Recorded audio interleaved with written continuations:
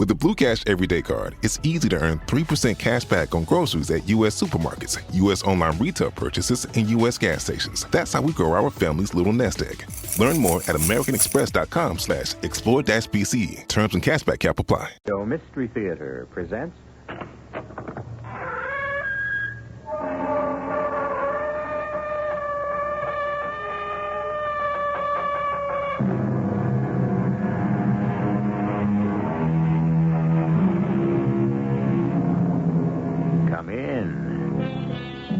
Welcome. I'm E.G. Marshall. William Shakespeare's place as a poet is secure for all the ages. Yes, sometimes his towering reputation tends to scare away ordinary people.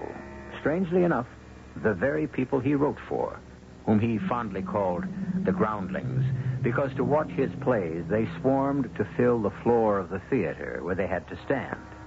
What drew them there? Plays of such fury, terror, excitement, suspense, and magic as the one you hear now. What did he say, Brutus? He was just playing with words, Caesar. I don't mean Cassius. I meant that voice I heard above the crowd. You didn't hear it, Brutus? No. Cassius? All right. Antony? Yes, I heard him. And his words? He said, Caesar, beware. Beware the Ides of March.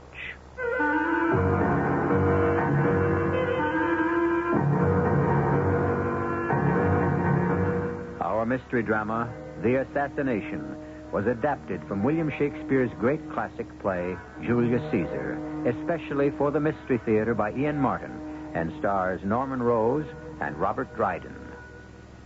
It is sponsored in part by Buick Motor Division and Allied Van Lines.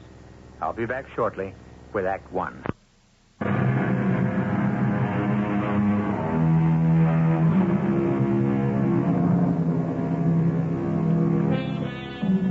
In our era of politics, the manipulation of mass emotions by all media, the tragedy of civil war, and countries divided against themselves, perhaps no story that William Shakespeare dramatized is more timely than the fall of his benevolent dictator, Julius Caesar, and the consequent and ultimate disaster of civil war. This is the story of Julius Caesar as William Shakespeare shaped it, not in his words, but the pattern of the plot. I swear by the time we press through this crowd, the races will be over, Marcus Antony. The people gather wherever you go to show their love for you, great Caesar. I sometimes wish they were a little less faithful. Oh, no, I didn't mean that. Whatever love they have for me, I return to the citizens of Rome. To them, you are Rome. If that's true, then I am theirs. Even Calpurnia claims they come before her in my thoughts. The fate of any politician's wife. Am I not right, Brutus? Wouldn't Portia agree with me? You must ask my wife that yourself. For myself, I dare not. Oh, come now. You men are all the same. Oh, there you are wrong. Caesar stands head and shoulders above the rest of us. You see, you are no politician's wife. Ah? What am I, then? A statesman's wife. Or maybe more than that. What did you say, Cassius? I? Only agreeing with you, Brutus. What did he say? Cassius? Oh, he was just playing with words. I don't mean him. I meant that voice I heard above the crowd.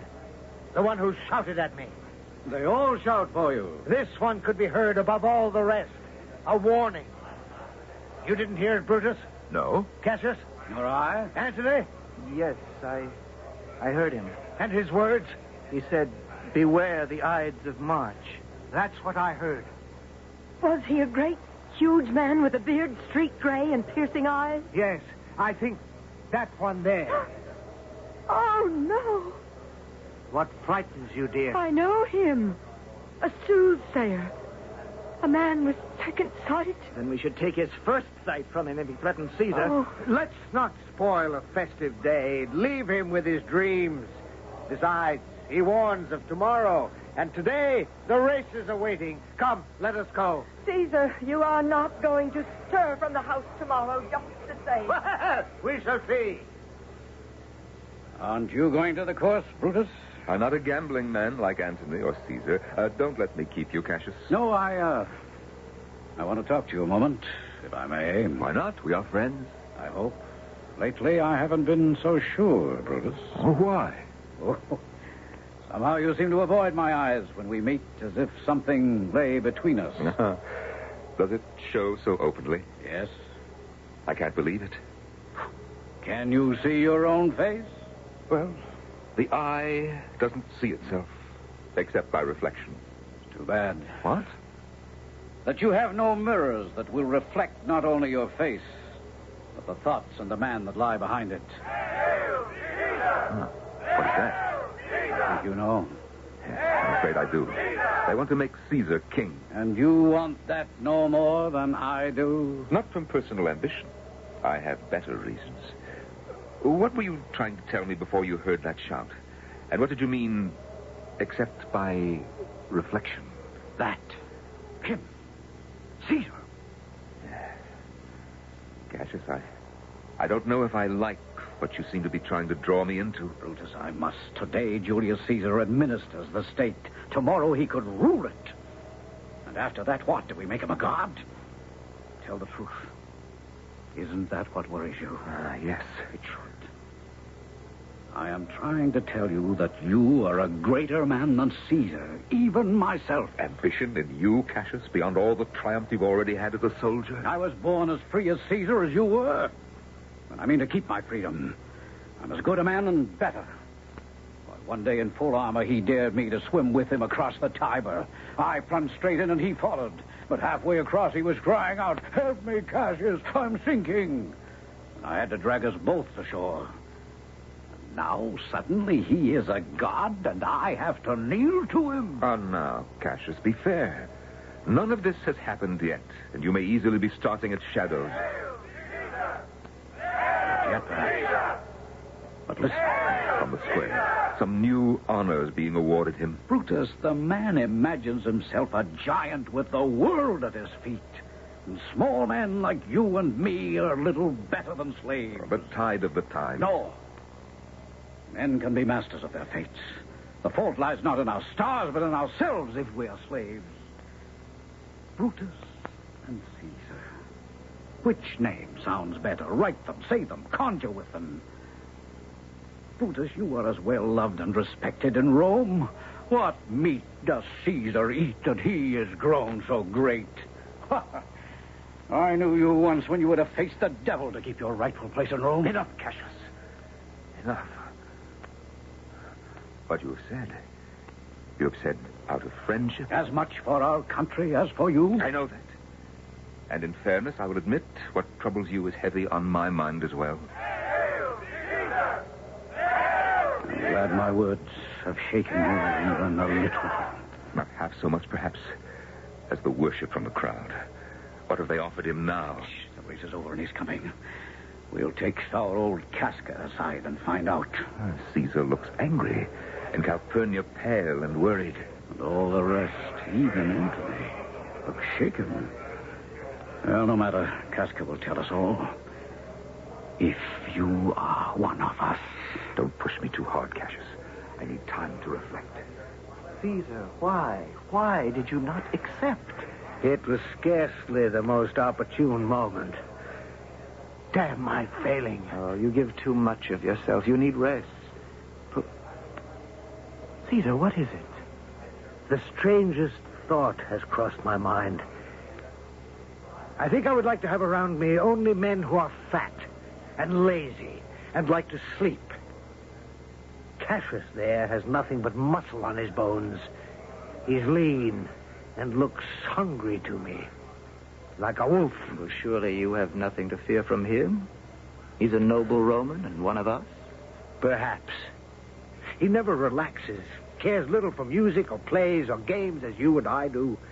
He is what do I say? A secret man. No. Maybe better. A private man. You don't trust Cassius. I get a sense that he is dangerous. I must get home to Calpurnia. Come on my right side to my good ear and tell me what you think of Cassius.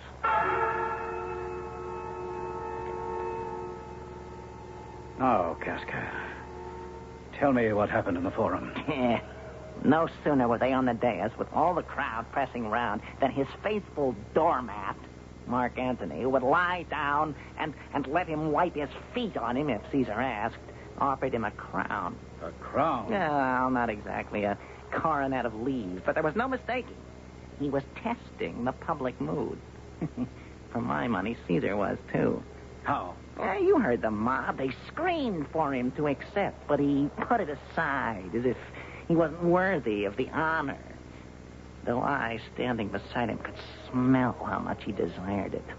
The crowd accepted his refusal? Are you mad? It was like an audience at a play. They were all the more determined to see him crowned, so Antony offered it again. He was working them up to a frenzy. And himself, you can be sure that Antony and he had plotted the whole thing between them. So that when it was handed to him a third time... Caesar took it? Well, I'm sure he planned to, but suddenly he fell down, frothing at the mouth and twitching as though he'd been run through by a sword. Well, bless the timing that he was taken by the falling sickness. We will not be so lucky again. And we should be ashamed that we are men of no resolve.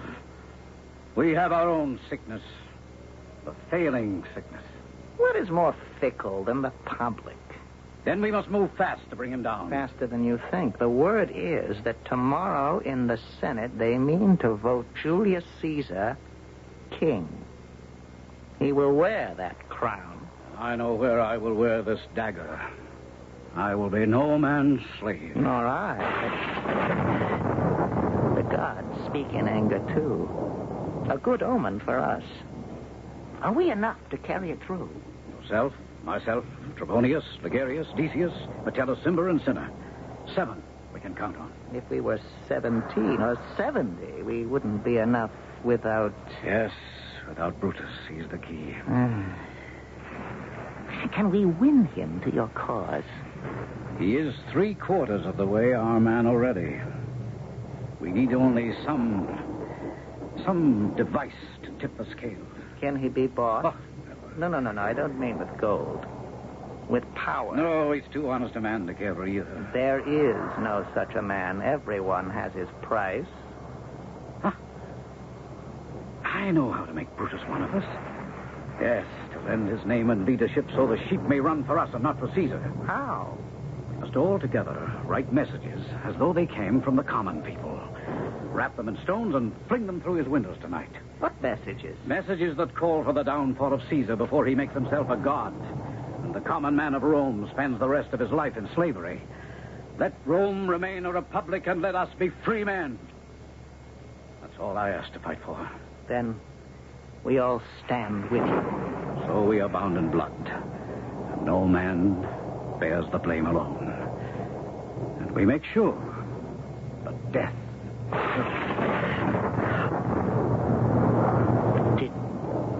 Did you see and hear that?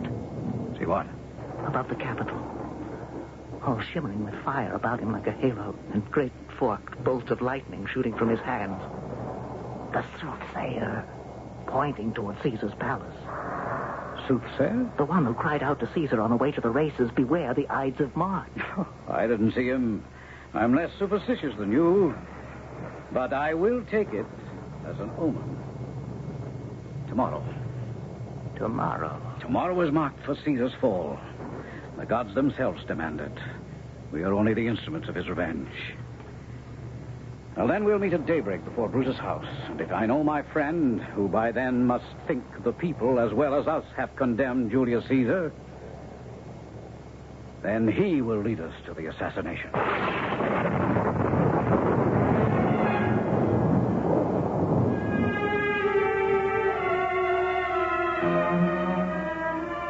Over 2,000 years ago, the world was as troubled as it is now. But what is desperately sad is that the struggle for power and the motives of the men who waged it have changed so little. I shall return shortly with Act 2.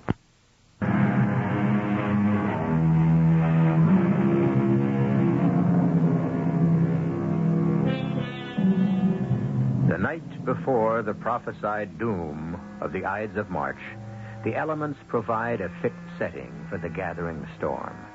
That 15th of the month, the city of Rome is racked by a wild electrical storm. A storm that disturbs everyone's sleep. Brutus, disturbed enough himself, is kept awake by his frightened wife, Portia. And while Brutus wrestles with his conscience, he finds no sleep, as Cassius, Casca, and the other conspirators hurl messages, presumably from the people, through the windows of his house. How can I sleep? Facing the fact that if I will not see Caesar made a king, no more than that, an emperor, I have to face that other fact, that he must die. Oh, still another petition, and this time breaking my favorite urn. Are you asleep, Brutus? Awake yourself. Must Rome lie prostrate under a tyrant's foot? Are you not man enough to come forward and save the Republic? My lord, what was that crash I heard? Portia, my darling, sleep while you can. There's nothing to worry about. Oh, no, not the Grecian urn. Shattered in pieces. Oh, why? How? Another stone through the window? Another message? It seems that few can sleep tonight. Few. Oh, what's happening, Brutus? It's only a matter of state. It can quickly be resolved, but need to be in shape for tomorrow's events. Portia, do you love me? Oh, with all my heart. Go back to bed, and I will join you as soon as I can. Please. Brutus, be careful. I will take care. But of what? I dare not tell you. Who are you? Your brother Cassius and friends. Forgive us for intruding on your rest. Who rests tonight in Rome? Come in. Come in. I ask again. Who are you? Not one man among us who does not honor you or does not wish you held the same opinion of yourself which every noble Roman bears. Trebonius. Welcome. Decius. Most welcome to... Casca, Cinna, Metellus, Cimber. All welcome. But for what purpose? Where is the east? That window there. Then look beyond the storm, Brutus. A new day rises. The Ides of March. Cassius, come aside with me a moment. I want to talk to you. Excuse us, gentlemen. Cassius, what brings you here in the middle of the night? I think you know. Caesar. Yes. Would all these stand with us? If you were with us. They know it must be by his death. Beneath the cloaks that shielded them when I brought them here, each man has a dagger like this. I have no personal spite against him, and yet... And yet he will be crowned king. It's his ambition that we destroy, not the man himself. Before the serpent's egg is hatched, it must be crushed. Come, brothers. I think we know our cause. Is it Caesar alone who is to die? No, Mark Antony is too close to Caesar. If he outlives him, he's shrewd enough to bring us down. Let them fall together. This is no bloodbath, Cassius. Cut off the head. But we will not hack at the limbs. We kill Caesar boldly, not in anger. Carve him as a dish fit for the gods, a sacrifice.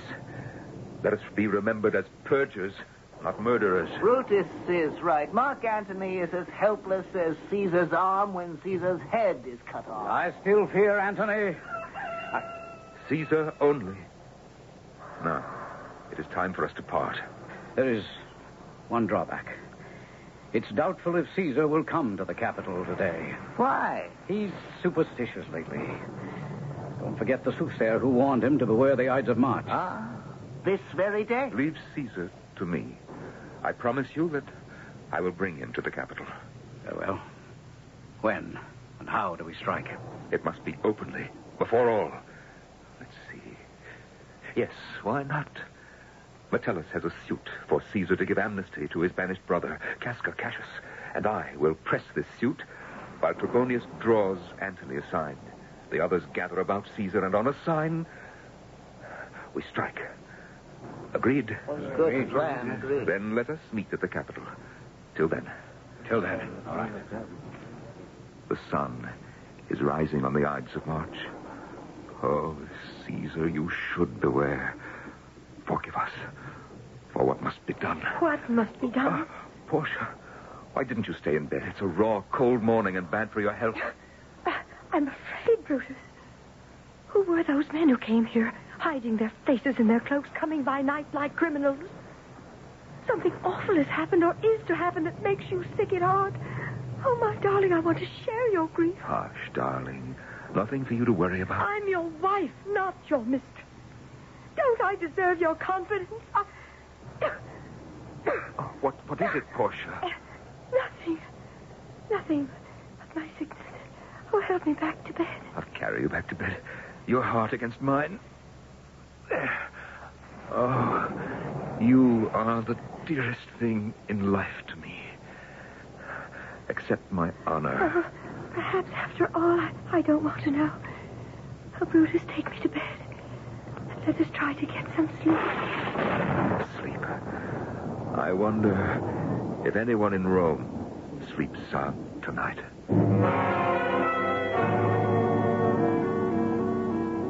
Good morning, Caesar. Brutus, what are you doing up so early on this miserable morning? I came to walk you to the Senate House. God, what a night this has been. My poor wife, racked by nightmares, crying out 3 times in her sleep, "Help, they're murdering Caesar!" In her sleep. At least she did better than I did. I found the thought of having my throat cut kept me uncomfortably awake. I'm not sure I should go to the Capitol today. Not go today, but... Caesar, where are you? Forgive me a moment, Brutus. Calpurnia is calling me. Oh, may I wait? I want to talk to you further. By all means. I won't be long. Who's outside with you? Brutus. Brutus? What is he doing here this hour of the morning? He came to walk with me to the Senate Oh, House. no, Caesar. You're not setting foot out of this house today. I must, Calpurnia. It is expected of me. My beloved, for your own sake. It has been a week of ill omens. My sleep has been one long nightmare, and I tell you, that man yesterday who warned you to beware, it made my blood run cold. Who can fly in the face of fate? If there are omens and predictions, there is much for the common man as Caesar. There are no comets in the skies when beggars die. The heavens light up only for the death of princes. And cowards die many times before their deaths. The valiant taste death only once. How can a man fear death, knowing that it cannot be avoided, and will come when it will come? If you have a heart, listen to me, my darling. Well, to please you then, I will stay home. Oh, Come, let us tell Brutus. He can carry the message. Good morning, men. What, Caesar? You're not dressed. It's getting late. I am not going to the Capitol, Brutus. Will you tell the senators that I cannot come today? Perhaps I should say, dare not. No, both are false. Simply say, I will not. Brutus, say he is sick. No lies. Just tell them, Brutus, I will not come. I ask you to give me some reason to give them when they ask why not. It is my will. That is enough. He was warned to beware the Ides of March.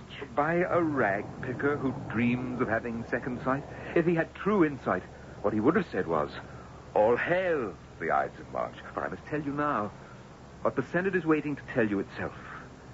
Today, you will be offered a crown and made our king. Let them make him king tomorrow. Calpurnia, you know these senators and their pride as well as I do. Can we be sure they will stay with their resolve if I must tell them how lightly Caesar prized the crown they offer? Oh, forgive me, Caesar, if I speak openly. Unless you do not want the crown. Not want it? My greatest ambition, the culmination of all my life. Come, Calpurnia, help me with my robe, for I must not keep Brutus or the Senate waiting.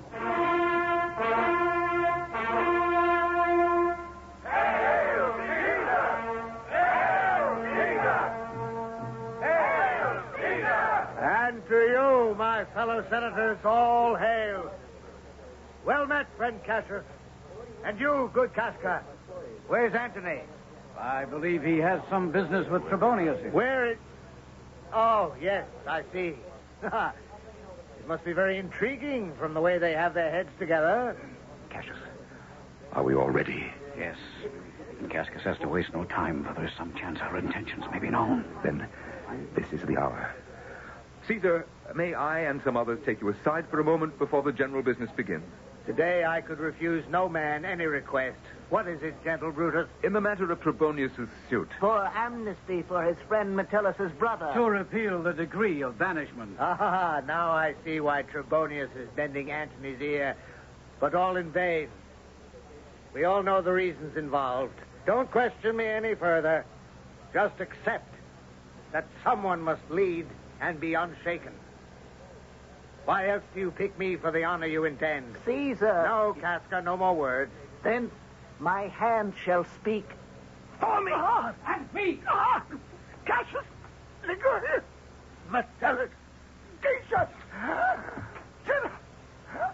Oh, even you, Brutus. Liberty! Freedom! Tyranny is dead! Proclaim it in the streets! Come go to the common pulpits and cry out, liberty, freedom, and equality! Senators, have no fear. What's done is done. Ambition's debt is paid. Where's Antony? He's approaching now. Brutus, don't trust him. Leave it to me. Is he dead?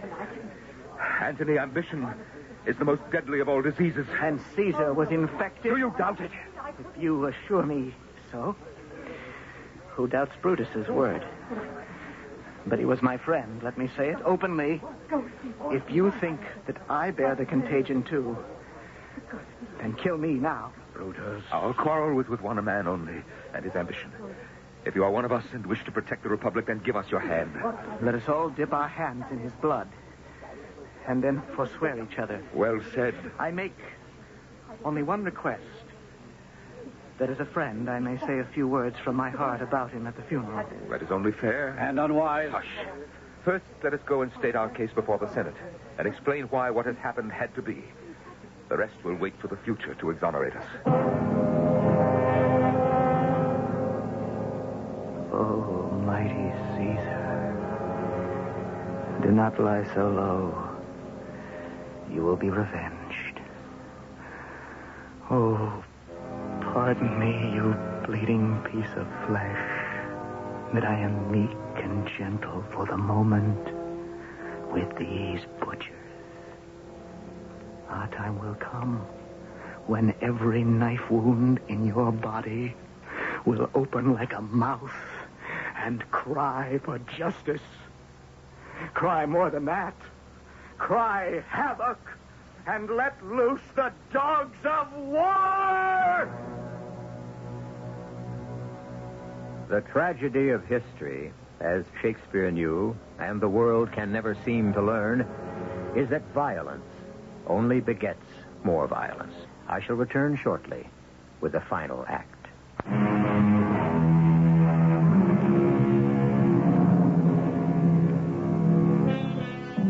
Over 2,000 years ago, Julius Caesar was cut down in bleeding ribbons by a cabal of his fellow senators. Whatever Caesar's motives may have been, his death is fait accompli. And we are about to face the chaos of a country in disorder. It is the day of Caesar's funeral, and he lies in state in the Forum.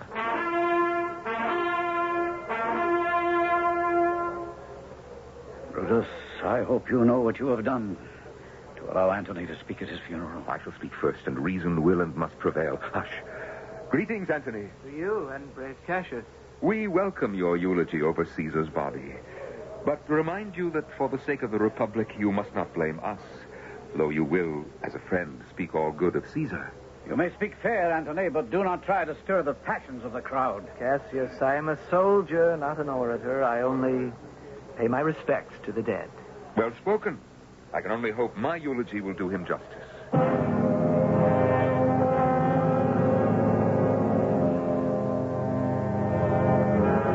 Romans, countrymen, hear me for my cause. What I have done was not because I loved Caesar less, but that I loved our country more. As Caesar loved me, I weep for him. As he was valiant, I honor him. But as he was ambitious, I slew him. I slew my best friend for the good of Rome. And here in my hand I have my own dagger when it shall please my country to ask my death. Good citizens, let me depart alone in my grief. And for my sake, stay here with Antony and listen to his farewell to the great man we have lost. Antony. Can a man be too honest for his own or anyone's good? If he can, there he goes. Brutus, my friend. And fool, so it may prove. Hush, Antony. Friends, Romans, countrymen, I come to bury Caesar, not to praise him. The evil that men do lives after them. The good is so often interred with their bones in the grave. So, let it be with Caesar. The noble Brutus says he was ambitious, and this must be true. For Brutus is an honorable man, if false.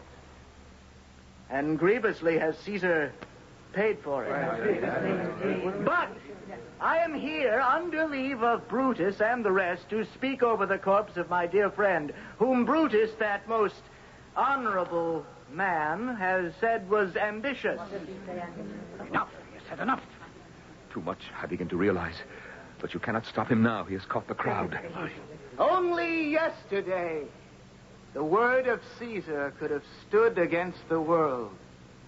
Now, he lies there, with none to do him reverence. Oh, Romans, if I were disposed to stir your hearts and minds to mutiny and rage, I should do Brutus wrong, and Cassius wrong, and all those honorable men who brought him here. My God, that is enough. I'll drive him from the pulpit. If you dared try, the crowd would pull you apart. I made a mistake to give Antony a forum. Do you see this parchment? It is his will. His will. Quiet, gentlemen, if you have tears, prepare to shed them now. Think of this mantle pierced by envious daggers here. Cassius.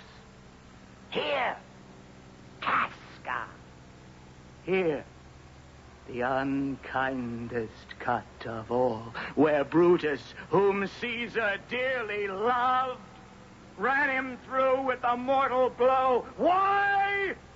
For ambition! To save you against power, a tyrant, a dictator. Now, then, I read.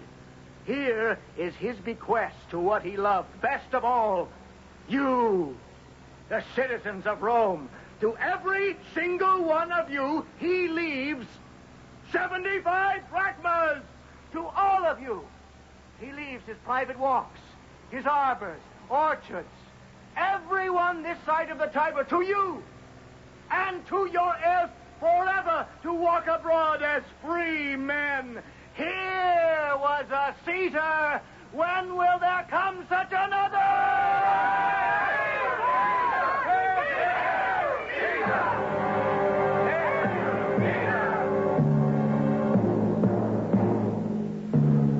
I knew we should have killed Antony, too. I was wrong.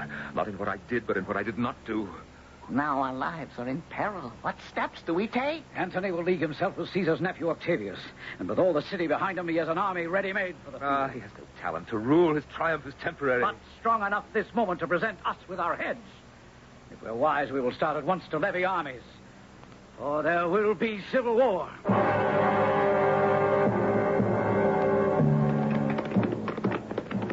Brutus, my brother, you have wronged me. I do not wrong my enemies. How could I wrong a friend? You have condemned one of my men for taking bribes from the Sardinians. I have? In times like these, we cannot question every man's honesty if we have need of him. At any time, I can. And I tell you frankly, Cassius, that you yourself are accused of having an itching palm. By God, if you were not Brutus, I would run you through for that. Did we bleed Caesar for anything but the sake of justice? If we did it to enhance ourselves, to live by bribes, to dirty our hands for money, then by God, I would rather be some dog, my tail between my legs, baying at the moon. You call me dog? I won't take it.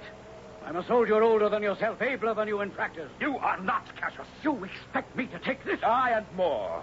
When Caesar lived, he would not have dared move me like this. You wouldn't have dared tempt him like this. Don't count too much on friendship. You may drive me to do what I may be sorry for. You have done things you should be sorry for.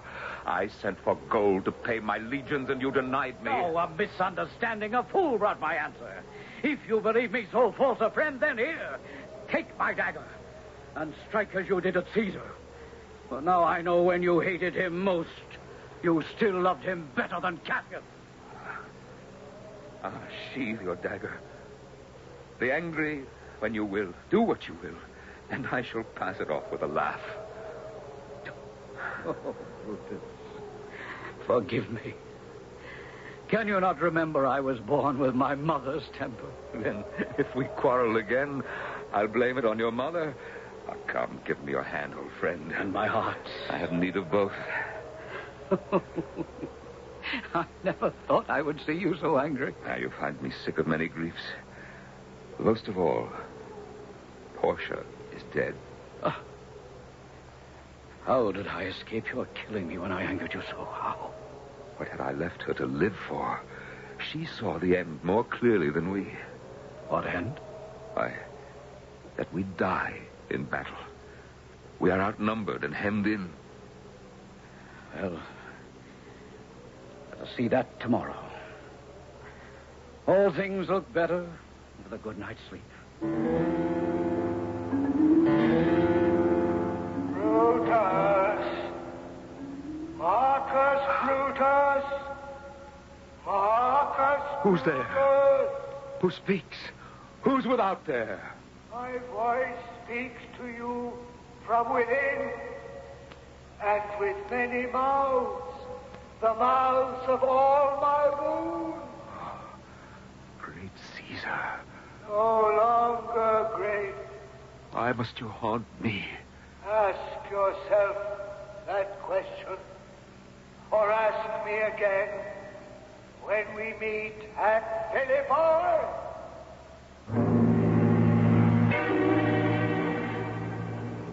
We must march on Philippi, Cassius. I don't agree. There is a tide in the affairs of men, which taken at the flood leads on to fortune. We must sail with the tide or lose all. Or lose all sailing with the tide. This day, one way or another, will end what was started on the Ides of March. On to Philippi!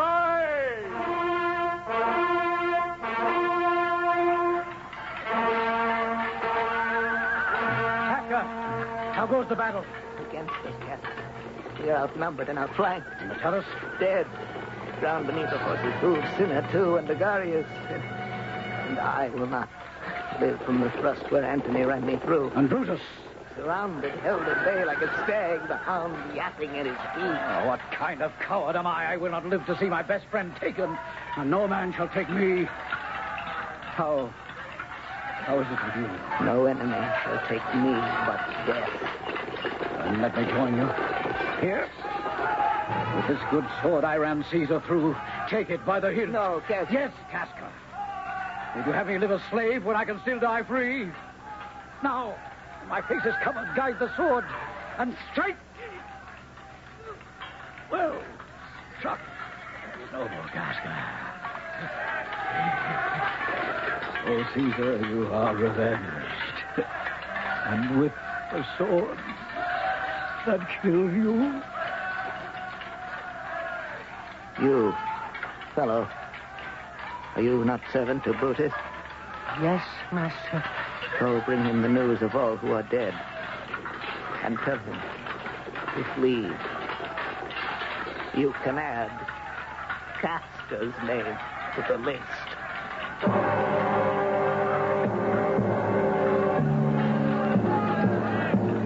All gone, Strotto. By your leave, sir. Ligarius, Decius, and Trebonius, too. Only I am left. But I've learned too late that great ends never justify small means. Wait for me a moment. I have business in my tent. Marcus Brutus. Marcus Brutus. Is it you, Caesar? Yes. We meet again at Philippi.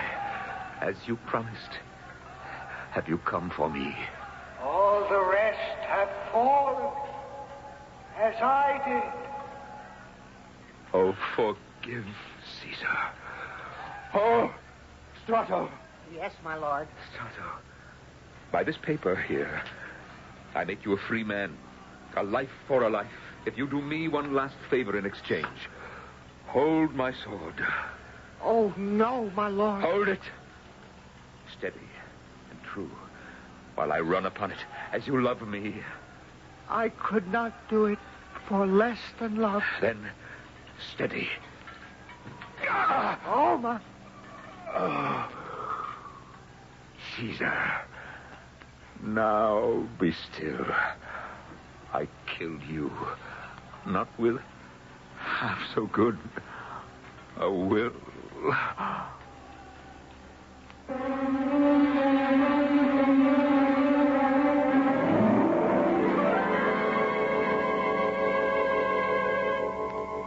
No better epitaph from me than Antony's words when he found Brutus dead. All the conspirators, save only he, did what they did in envy of great Caesar. This was the noblest Roman of them all. I shall be back shortly.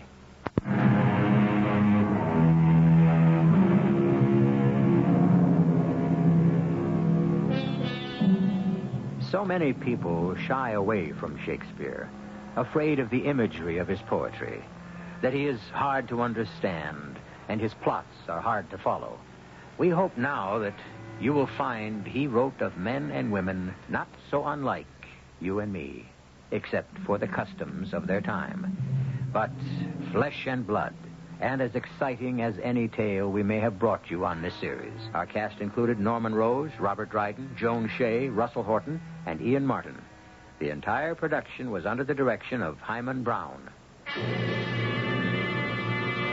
And now, until next time, pleasant dreams.